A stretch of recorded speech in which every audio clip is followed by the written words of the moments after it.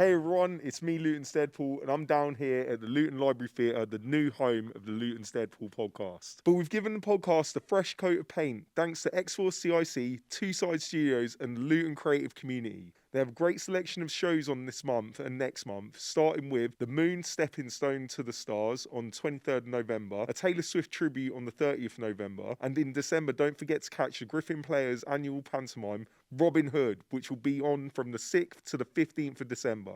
You don't want to miss that. Starting us off with the new podcast is Tim Hayden of the Luton Creative Community, a key figure in the revitalisation of Luton Library Theatre. He and other advocates of the theatre banded together and formed the Luton Creative Community and took over the theatre on the 18th of October 2023, almost exactly a year ago today. So please, Tim, tell the audience your amazing story. Hi, Deadpool. Thanks for Good talking to to see me. you. Thank you very much for having us and supporting the podcast and the wider community and the Arts Foundation. Everything that you do is just great. And we've just heard as well that you've been nominated for an award. For the Luton Charity Community Awards, yep. So very excited to be recognised for some of the work we've been doing.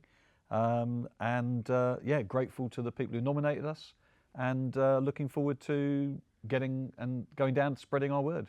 Yeah, awesome, man. It's something that I think is very deserved from everything I've heard about you guys and then from my own experiences of coming here recently. I feel really bad that I haven't known about the Library Theatre for longer because it's been here for quite a while. Let's get into, like, there's people out there that might not know about the Library Theatre or yourself or what you guys do. So if you could give like a little bit of a backstory, then we can dive a bit deeper into who you are and what you want this place to be, all that kind of stuff. So yeah, but what is Luton Library Theatre? Yeah, so the building, everyone probably knows the building. They walk past it. You know, if you come into the town centre, you will walk past it. But most people think it is either the library or the blood donor centre. That's what it is. It's a big block of concrete that's in St George's Square. And on the third floor of that is the Luton Library Theatre. It's gone over the years, it's been known as different names. It was St George's Theatre once, but now it's back to Luton Library Theatre. And it's a really lovely, intimate auditorium. We have 238 seats in here, rake seating now, really comfortable.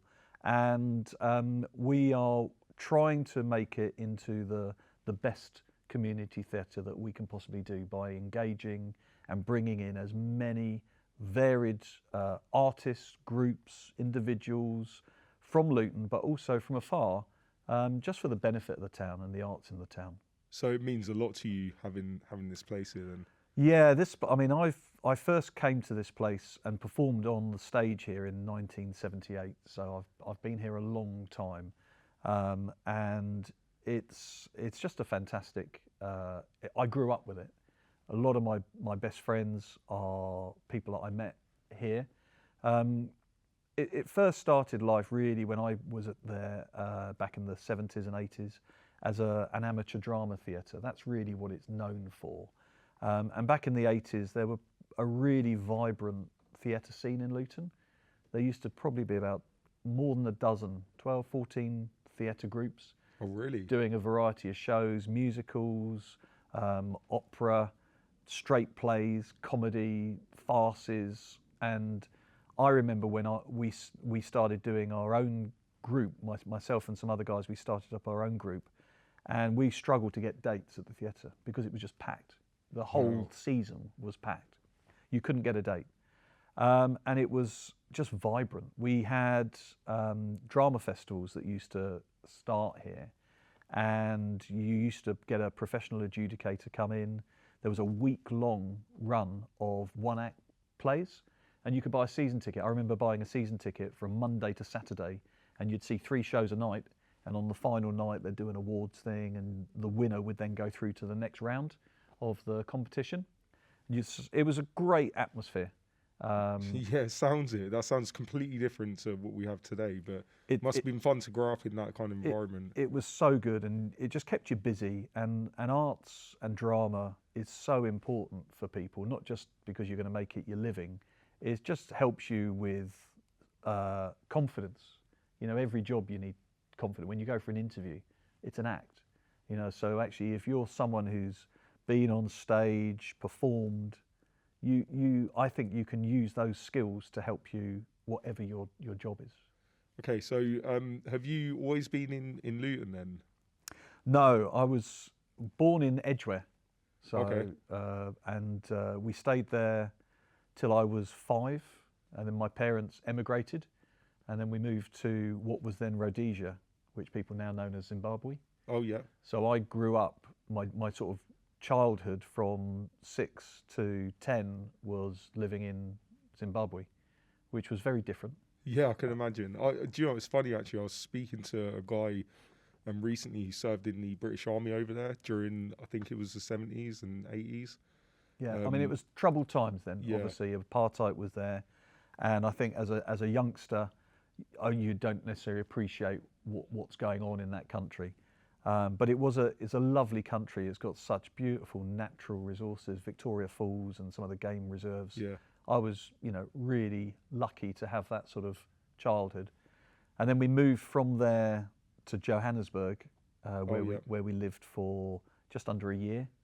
South Africa, I wasn't too impressed with South Africa compared to Zimbabwe. It wasn't, especially Joburg, it was really different. But from there, we then came back to England. We basically followed my dad wherever he was, where work was. So we came back to London, we came back to Hendon, stayed there for a year, and then my dad got a job with Whitbreads up in Luton. Oh, okay. And then we came to Luton in 76. So how old was you then? 76, I was 12. Okay, so you just started. So like, sort of, literally just you were in started, secondary school and came into Icknield High School. That's Yeah. where I sort of came back to, and ever since then, yeah, Luton's my home. That's- wow.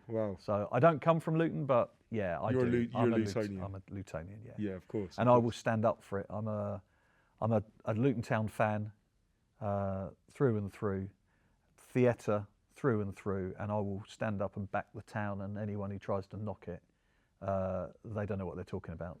They've never been here. They've never actually come to the community of Luton. Yeah. And that's what makes us so special, is that we are a community and we'll back anyone who comes from here. Yeah, exactly.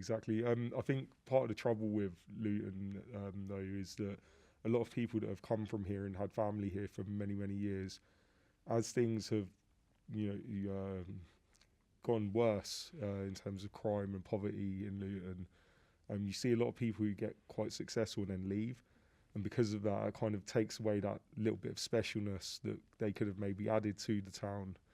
So whilst, like, I agree, everybody that I know who I'm around, but I'm around people who are very pro community and very much love Luton. But there was a period of time where when you'd get these kind of news stories that would say that we're the worst place to live and all of that sort of stuff. I found that there was a period of time when Luton people were really self-deprecating as well, but we was actually talking quite badly about ourselves as well. It's only within, I don't know, I'd say like maybe the last 15 years that there's been this rejuvenation, like this thing that's where, when I talk to my friends' parents and my, people of a certain generation that have been born and bred in Luton, they all say the same thing about what it used to be like and how great Luton used to be. And how they really would like to see it brought back into that. And I think there's a resurgence of that now. And you've got a lot of people like yourself and people around town who are trying to do their bit to, really add to the community and add to the heritage and do something new as well. But whilst kind of reflecting back on our roots of what this town used to be about. And there's all these plans that the council come up with and with various groups of how to get that change going, like Step Forward Luton, all these different people. But do you think it's possible for us to get back to them kind of times where the arts were thriving and jobs were thriving, there was money here, there was things to do here? Can you see that coming back? I can see it. I can see the change, and I totally agree. It's over years. We did used to knock it a little bit, and it was a good. We were the back of the butt of many jokes, weren't we? Of horrible Luton and all this sort of stuff. I think the football club, obviously being a fan, I think the football club's success has obviously helped to raise the profile of Luton. It's brought in a lot of money, a lot of investment, and obviously with the new stadium coming, finally, that's people have been waiting that for years, and they say it's never going to happen. It's never going to happen. well, with Gary Sweet in 2020, you know, they've made it happen, and it will happen. And you just got to be patient. You know, people moan we've been waiting. They said that we were going to have it last year, then next year. It's coming. Just be patient. It's coming. And I think that will revitalise that sort of St Mary's side of the town. And then obviously the train station needs rejuvenating, but I think with the new stage and all of the development on the old Butte Street car park, that's going to change that town. Already what the Hat District and the new Hat Garden is changing the look of that side of the town. I think what we feel is lacking is a nightlife. Yeah. When I grew up in Luton, you know, back in the 80s, we had so many nightclubs and bars and pubs that we would go to, and I think that sadly for the teenagers, that's what's lacking. I think Luton Library Theatre could help that in some small way by being a destination for the town centre. Unfortunately, our sort of location is difficult to manage because we're on the 3rd floor of the library. So people see the doors closed and they assume the library's shut. I think going forward, it's one of our challenges is to actually try and make it so that when we have an event, those doors are open. Mm-hmm. And then people will look at it, the library's open, you know, what's going on? And then we can have sort of lights down in the foyer to draw people in. The difficulty with that is obviously going to be security, you know, managing the safety of the building and the library, the other tenants who are on the 1st and 2nd floor. We've got to look at the infrastructure of how we can make that work. But I don't want problems, I want solutions. I want to try and just saying we can't do it is not an answer to me. Yeah, I agree. I think you've got to try and find something, a way to do it, even if you stick an elevator outside that takes you directly up. We did think of that. Did you really? We did look at it because you've got that Galaxy, the walkway that goes from the Galaxy to the car park that doesn't exist anymore. Yeah. You know, if we could actually have one of those walkways coming up to us on our balcony, we've got a balcony at the top there. Yeah. Then that would be another route into the building.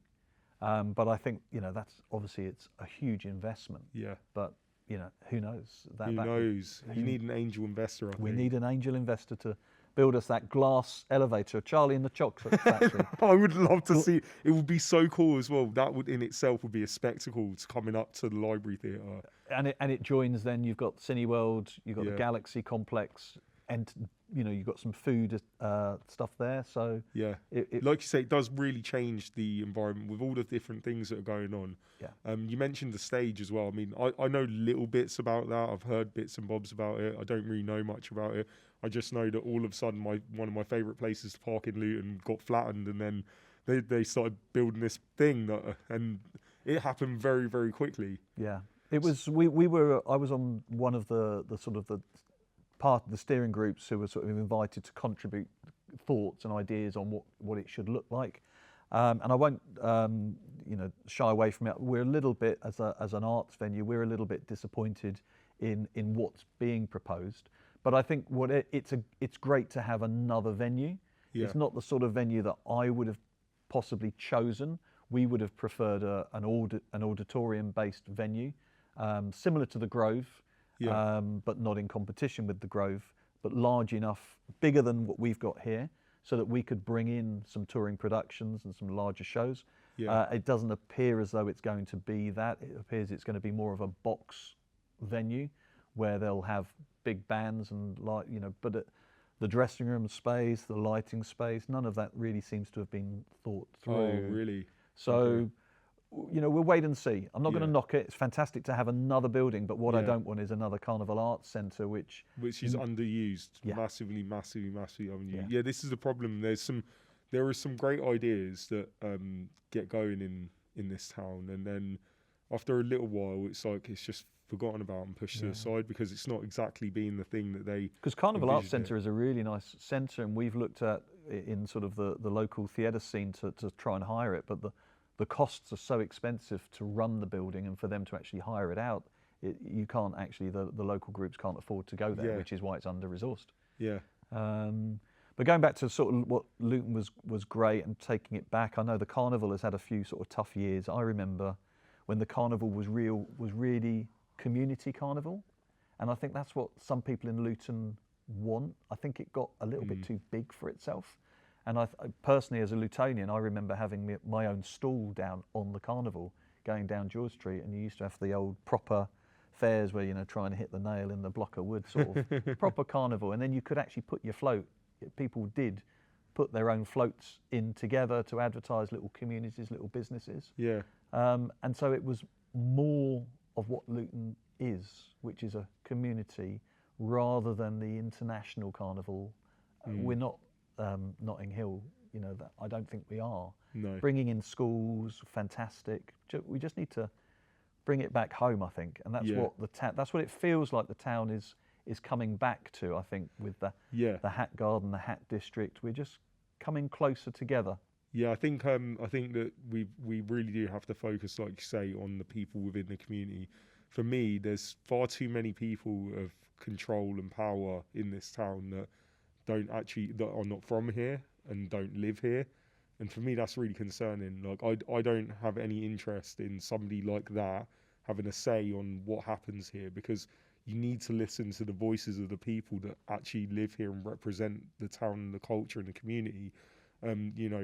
One thing, I know it's going to get stolen the more I talk about it, but I actually don't care. I'm not somebody that likes to hoard my ideas for my own to then, so I don't care if other people take my ideas and then make a thing, because then I don't have to, right? But one thing that I've had somebody in one of my X-Force groups, he came to me recently and was like, why do we not have a festival about hats? Why do we not celebrate the hat culture? Like, we've got all this hat this and hat this, but where are the actual hats? Why do we not have a day where we celebrate hats, where we have a giant festival of hats of all different nations, and we really celebrate the Luton boater hat in that celebration? I mean, one of the crazy things is if you try to buy a classic Luton boater hat, good luck. Good luck. And how can we not buy one in this town? It doesn't make any sense. So much funding goes towards culture and arts and blah, blah, blah. And a lot of that culture and arts isn't even from here. It's got nothing to do with here. And you bring outside people in for it as well. Whereas for me, I'd rather, look back into our past and see what was good, and let's bring some of that back and get it going again. Like, I would love it personally if there was a once a year festival of hats where we celebrate all these different cultures. We have loads of different food for everybody to try from different cultures, because that's what Luton's really about. And by involving, I'm getting really hung up on the hat thing, but it's true. It just really bothers me that we've got a football team with a hat crest. Yep. We've got various like mascots and images around town of hats, and yeah, where are the hats? Yeah, no, it makes sense. Yeah, yeah. I think I've seen one, I think Stockwood Park, Culture Trust. I think they done like a thing to do with hats recently. I can't remember. It was like they had really cool like movie helmets and stuff. I think it was in the Hat Factory. I can't remember, but it was really really cool. But that's like the only thing I've ever seen. Yeah, there's a few pubs around, aren't there? Straw Boater and things. Yeah, the Boater used to be there. Changed that name. But yeah, no, totally. And if we can host anything here at the Library Theatre, I love the plug. We could do it. We could have it. We could have a catwalk up and down. Oh, that'd be so cool. Yeah. That'd be so cool. Yeah, I mean, there's definitely something to be done there. I don't know what. It's an idea that somebody brought to me and said, we need to do this. He's also said to me as well, I'm not going to give him a shout out because obviously the group's anonymous, but this guy, he's obsessed with the hats and with all of that stuff, and he wants to now start making the hats here in Luton again out of X-Force and selling the hats and trying to bring them back, I guess, making it a really unique thing to like for people now in Luton. But we'll see. There's lots of ideas and dreams in the pipeline, but I'm sure we'll get onto some. But anyway, like a great idea. I've talked too long about hats. Let's talk about you and the Library Theatre. So we was talking obviously about how to bring that old version of Luton back here, and yeah, I'm with you. I do think it's possible with things like the stage and everything, but I think the thing that I fear the most is that the lack of investment in it isn't going to be well, that's going to be the problem, is the lack of investment. We're not going to get what we truly want, because then ultimately, if the stage doesn't do particularly well for what it wants, they'll have to start taking people from the outside rather than using people from the community. That's what I would like it to be. I'd like it to be local bands and really grassroots, but I think it will be too big for them. yeah, That's going to be one of the problems. I mean, and that's where the Library Theatre is an ideal size venue for a lot of people starting out on their road, or even maybe just a little bit beyond that. We're not, we are quite big, say 238 seats is quite a lot, quite a big audience for some people. The response that we've had since we've opened and people that have come and performed here is that they love it and they want to come back. Yeah. So we want to, though, try and bring in more local groups. So we've just, I mentioned, we're talking about the Library Theatre, but the group that started it, we're called Luton Creative Community. Yeah. So I don't know if I mentioned that. So we are working with some outreach partners. So we've just joined the Luton Music Service on the Luton panel to try and work with the education music department in Luton so that we can invite and bring schools, primary schools, secondary schools and sixth form, Barnfield, in here to the theatre. That's such a cool so idea. that they can start performing here, but they can also, for some of the high schools and colleges, they can actually start looking at the people who maybe want to do this as a profession. So we've got a lighting desk up there, full sound, stage management, full curtains. So we can actually give people an experience during the day or evening to actually come and have a go with no pressure, no fear. So that's one of the things that we really want to do, bring people in. The more people that know about this place, like you didn't really know about it. Yeah, and I've lived here all my life. I know, and you're not alone. There's thousands of people that still do not know about this place. And that's obviously down to us to try and promote it. We can put banners up outside, but not everyone comes to the town centre. So we've got to go to the schools and bring the schools in. We had one primary school come and do their end of year 6 leavers play here. Oh, that's such a good idea. We'd like to try and get a few more of those. Should do Christmas ones as well. Christmas plays. We're thinking one of the communications was with some of the special schools. They're thinking of maybe coming in, bringing a production here, which they then bring their children as the audience members, so they don't have to hire it themselves. They can sort of club together as schools and bring in someone, and then we'll sort of share it. Because we're fully accessible, it's the opportunities to me are endless. The only things that's going to limit it, because we're volunteers, is our time. And I'm giving a lot of time to this place, but I just love it. It's. Yeah, I can tell. It's literally streaming out of you. Yeah, I retired at Easter, and I haven't.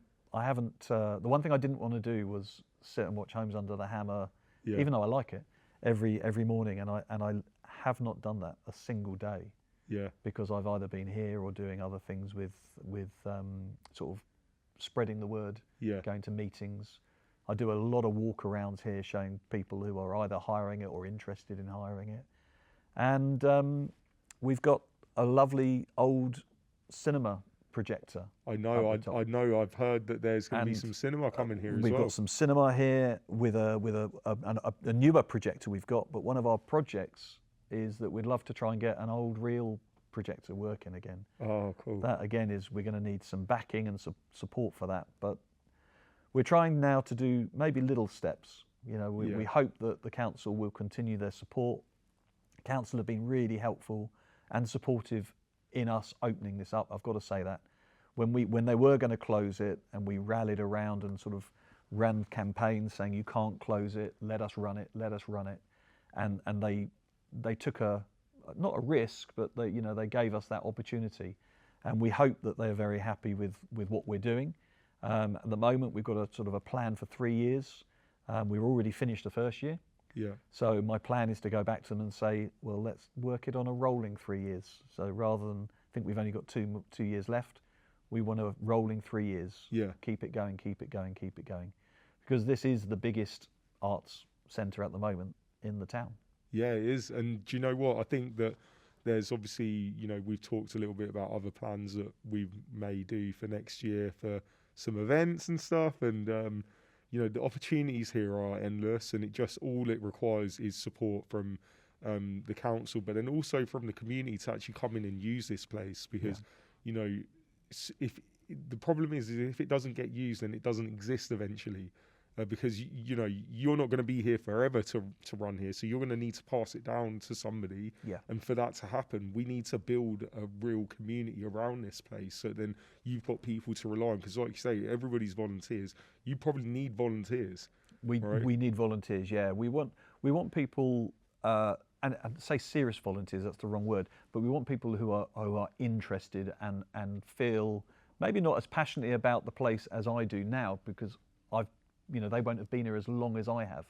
But I think what we want is people who want and can see that the arts in Luton is important.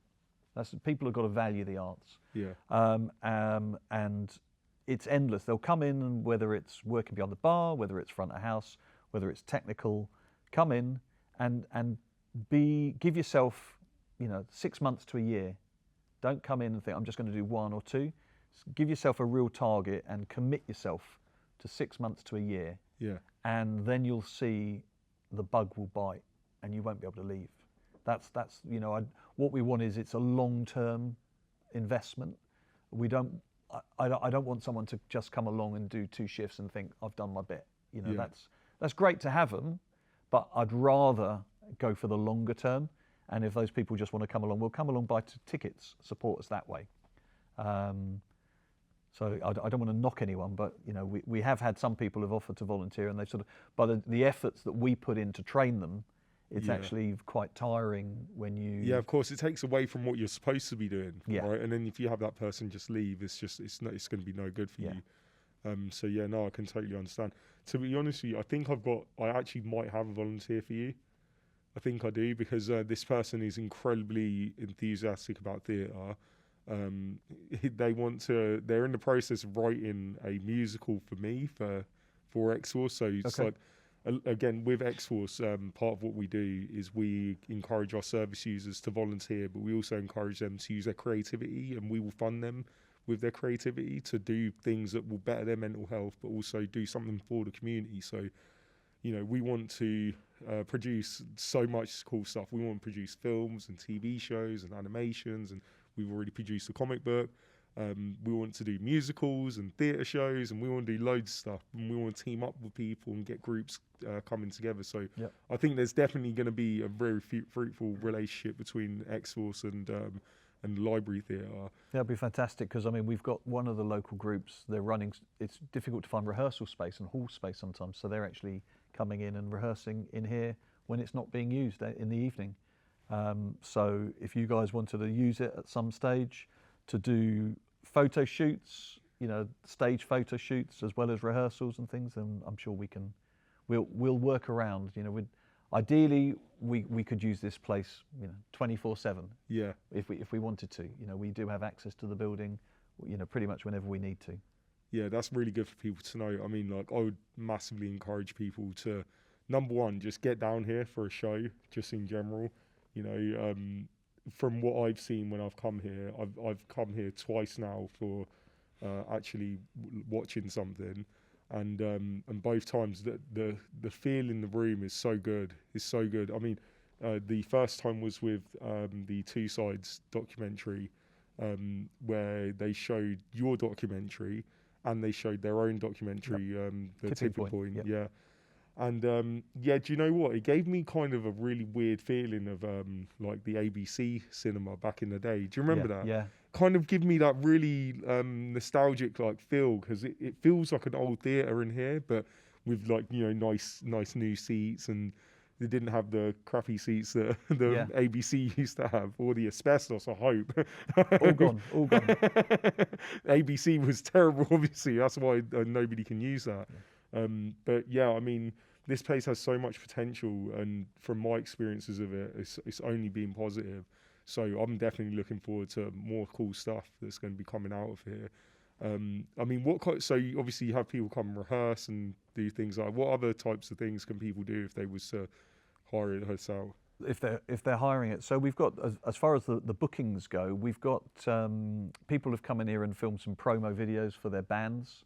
They've come in here and done their own individual self-tapes. So we've had actors coming in here wanting to film themselves on stage to get that side of things.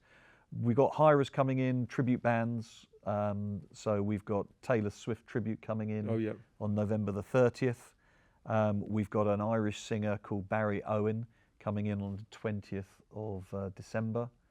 And we've got, I'm just trying to think now. I've got it. It's all on librarytheatre.co.uk. There's a full list of all of our things coming up. No, that's good. Yeah, there's definitely a lot of shows. You've got pantomime as well, right? There's a big panto coming up. Yeah, I should know that because I'm directing it. It's that's. I'm glad that I done my research. Yeah, so that's Robin Hood. Yes. Is family panto, and that's. I'm definitely coming to that. That's and I will be starring When in that when are as well. tickets going on sale for that? Tickets are on sale now. They're on sale now. Yeah, Okay. and they're selling out quick. I'm messaging my missus straight after this because she needs to book. Okay, that goes. I think it's the 5th or 6th of December through to the 15th. So it's Friday night, 2 on Saturday, 2 on Sunday, and then the following weekend, Friday night, 2 on Saturday, 2 on Sunday. And I know one performance is already sold out. Man, I'm so excited. I haven't been to a pantomime for like 10 years because you know how hard it is to get tickets. Yeah, well, this is. I mean, what makes it really good? This is the biggest panto in the area. Yeah. I know the Grove have their panto and it's fantastic. I go over there and watch Dunstable. theirs. That's Dunstable. It's big. Ours is really live panto because it's family panto. Yeah. We've got a cast of 34 people so we go from 4-year-old up to in their 60s. And you will get sweets, you will get a little bit wet, you will shout out, you will boo, you will have a huge amount of fun. Oh, that is right up my street. Guaranteed fun. Yeah. Like for me growing up, and even now, I haven't done theatre for such a long time. Like I say, going to like London, it's so expensive. Yeah. My daughter keeps banging on to me about, let's go see Wicked, but let's see what Wicked's ticket prices are. Yeah, we're very affordable, the ticket price, and they have like family tickets to make it more affordable. But it's it will be packed. They're great fun, really good fun. Oh, that's awesome. And it's things like that for me. If these things can keep happening, this is what ingrains you into the spirit of the town. This is what makes you very much a part of the fabric where you can't be forgotten about. It's kind of like, this is going to sound a little bit silly, I guess, but like the Keats train, right? Mm-hmm. So we know that the Keats train goes around every single year. Smiley Sam, he's always about, no matter what. I don't think there's been a year that they've missed since they started him. And it's become synonymous with Luton now and Christmas. So when I think about Christmas, I often think about Keats. And I often think about the train, and it's really special for them that they've been able to create this thing that is now so long lasting. And things like what you're trying to do, it should be the same. It should be the exact same where, people associate pantomime or in Christmas. People that are in Luton, they think straight away of this place. That's what I really would hope that people could kind of. And we want to try and make the festivals sort of regular and yearly so people can plan ahead, because that's one of the key things for organisers is you need to know well in advance where can I go, what space can I use. So we're looking at working with some of the festivals, annual festivals that take place, to give them a home to come here. And whether it's just our theatre or whether they make use of the building and the square outside, we just want to be part of it. We're not. We want to be outward looking, so we don't want to just say, we've got a great venue here and we're going to keep it. We want to be part of it, and at the moment we sometimes feel there's lots of other places are talked about in the arts, and they're great. Bear Club, fantastic. Hat Factory, fantastic. What about us as well? And I think sometimes we feel that we've been forgotten a little bit, and that's partly because of over the years it has been run down and people have forgotten about it. But what we need to do is let everyone know we're here. We're not trying to take over from anybody. We're trying to supplement the arts. We think we offer something very different. And that's where we're all so thrilled to have been recognised with the nomination for the Community Awards. It's the start of being integrated and welcoming this lovely building back into the heart of Luton. Yeah, I couldn't have said that better myself. I mean, such a beautiful way to really encapsulate the whole thing of what this is trying to be. And I mean, what do you want for this for the future? So like, let's say 10-20 years down the line, like what do you think the theatre is going to be in that point. Well, I mean, I would hope that, you know, that if the funding was there, that we could, you know, maybe not necessarily all be volunteers, that, you know, we could actually employ someone to actually be here to lead it, to manage it, because that then gives you a real, more of a stable platform, and for us to be open and busy and thriving from when the library opens from 9 o'clock in the morning to when it closes at 6, that there's things going on in here, book readings, workshops, sessions, people rehearsing, people filming something. And then when the library closes at 6, we then carry on and we open up for the evening's entertainment, so that we've got sort of things happening during the day ready for the entertainment in the evening. And that we've got a resident group in here who might be rehearsing things to take outreach to schools, or rehearsing to do shows here to bring people in. You know, that's what I see. You know, it's a full-time job. Yeah, it is. And arts, live theatre, live entertainment is so important to get kids off their phones. Yeah.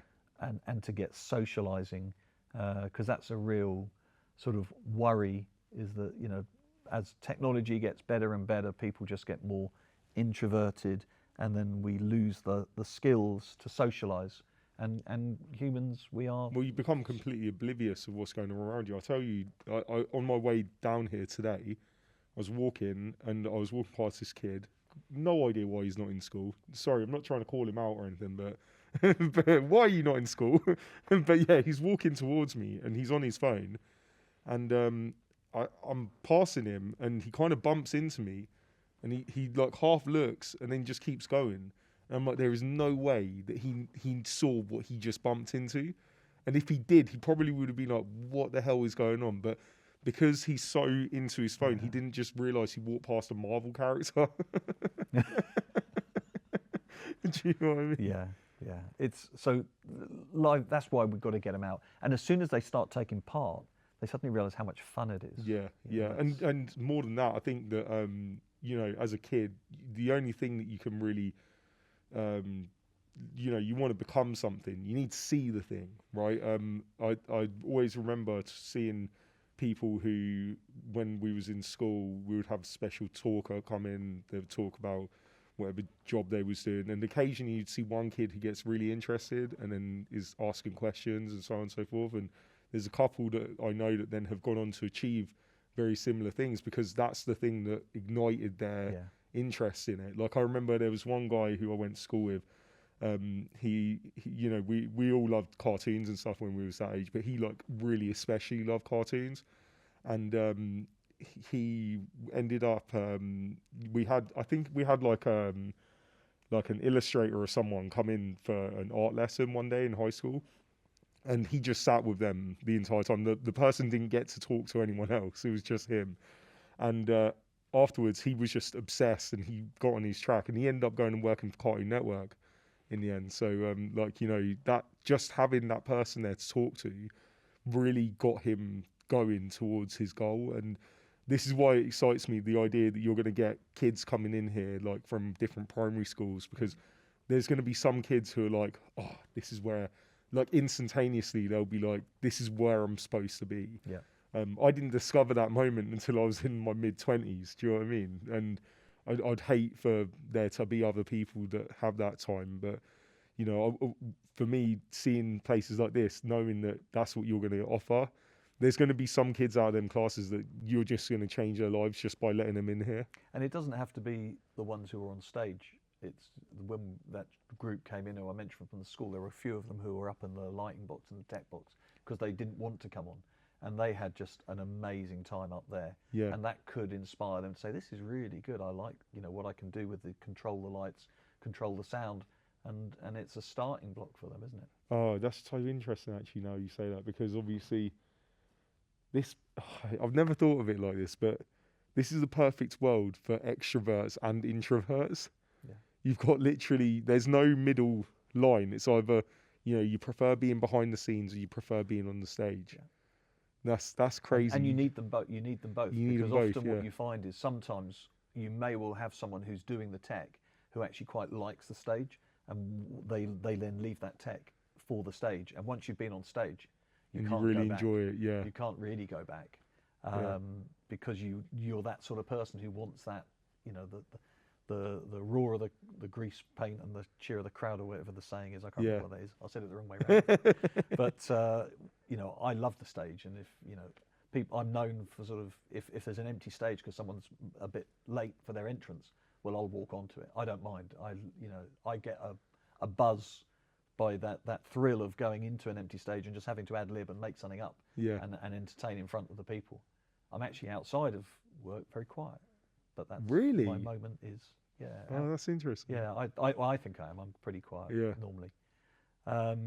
But we need people who don't want to come on stage and are happy to control it and are happy to be very organised with the lighting, with the sound, with the stage managing, painting, creating the sets.